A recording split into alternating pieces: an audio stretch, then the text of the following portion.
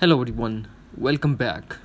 If you want to create a custom vibration for the individual contact on your iPhone and iPad in any iOS version and any iPhone, even you can create a custom vibration for individual contact in iPhone 6s, then keep watching this video to create a custom vibration for individual contact.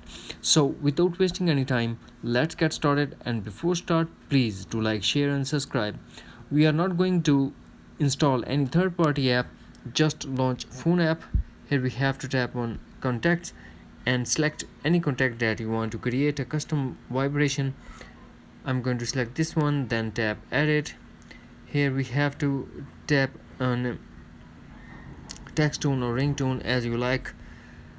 After that, scroll now we are going to tap on vibration and scroll. Here we have to tap on create new vibration. Now this is the place that you want to create a custom vibration for individual contact. Tap and hold, or tap and hold, move, then wait for saving.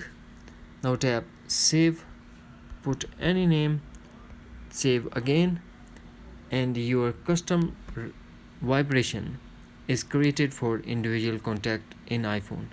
That's it. Hopefully friends, you found this video helpful, so please do like, share and subscribe. Thanks for watching. Take care. Bye bye.